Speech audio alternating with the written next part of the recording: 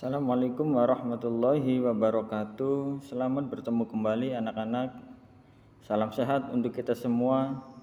Mudah-mudahan kita semua masih diberikan kesehatan oleh Allah Subhanahu wa taala. Amin ya Allah ya rabbal alamin. Baik, sebelum belajar marilah kita berdoa. Berdoa dimulai. Berdoa selesai.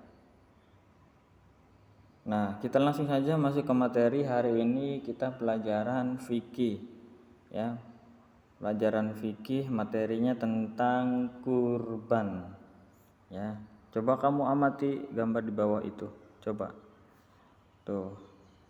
Di situ banyak ya terlihat orang yang sedang menyembelih hewan kurban, ya. Sapi dan kambing di situ, ya.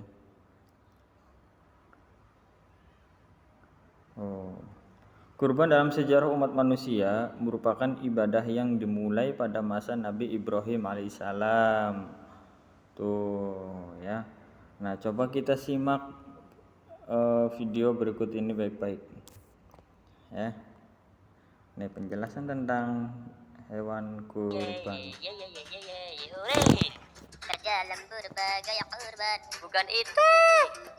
Oji, ceritain dong tentang sejarah kurban. Ini baru mau ceritain sejarah kurban.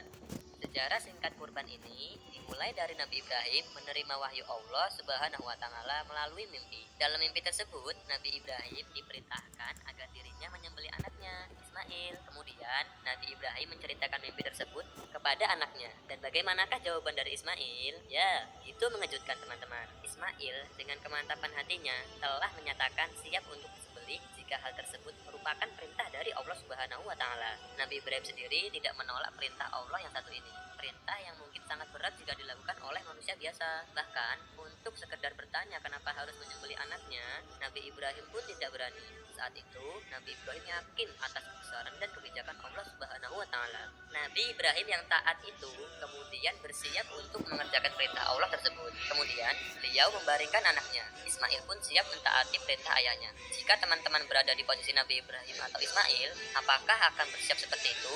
Karena Allah telah melihat kesungguhan dari keduanya, maka Allah memberikan kabar gembira.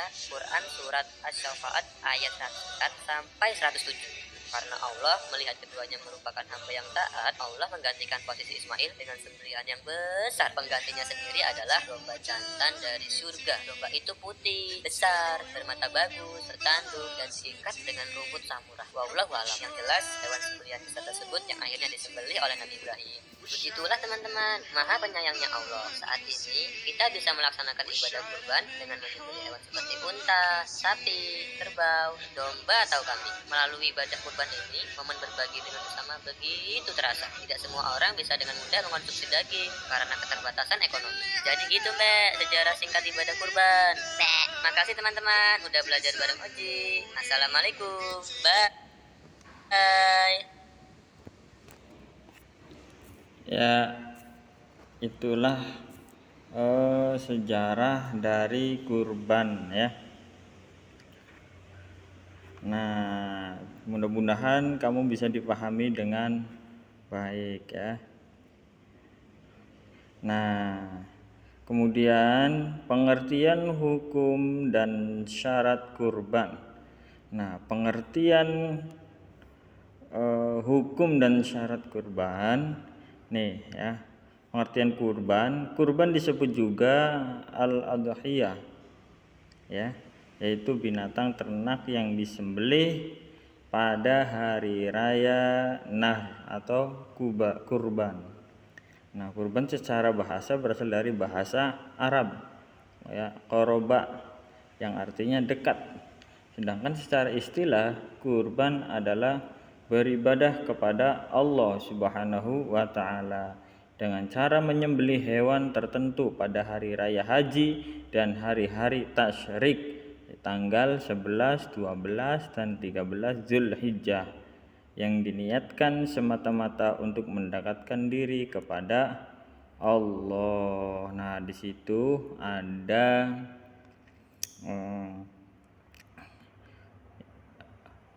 sabda Nabi Muhammad SAW ya, yang bunyinya adalah ma'amila Adam, ya, ma'amila adamiyun amalan min amalin yauman nahri ahabba ilallahi min ihraqi dam innahu la ya'ti yaumal qiyamati bikuruniha wa asy'ariha wa azlafiha wa innad dama la yaqa'u minallahi bima kani qabla an yaqa'a 'alal ardi fatibu biha nafsa, yang artinya tiada suatu amalan yang dilakukan oleh manusia pada hari raya kurban yang lebih dicintai Allah selain daripada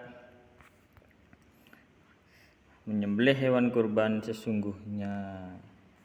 Ya, kemudian lanjutannya, sungguhnya hewan kurban itu pada hari kiamat kelak akan datang beserta dengan tanduk-tanduknya, bulu-bulunya, dan kuku-kukunya, dan sesungguhnya sebelum darah kurban itu menyentuh tanah, ia pahalanya setelah diterima di sisi Allah, maka beruntunglah kamu semua dengan pahala kurban itu. Hadis riwayat Tirmizi, Ibnu Majah, dan Hakim. Dan mungkin itu saja materi hari ini ya, pengertian dan hukum kurban dulu ya. Nanti pertemuan selanjutnya kita lanjut dengan waktu dan penempatan ya, waktu dan tempat pelaksanaan kurban. Nanti materi selanjutnya adalah waktu dan pelaksanaan kurban. Nah, mungkin itu saja materi hari ini. Kurang dan lebihnya saya mohon maaf. Billahi taufiq wal hidayah. Wassalamualaikum warahmatullahi wabarakatuh.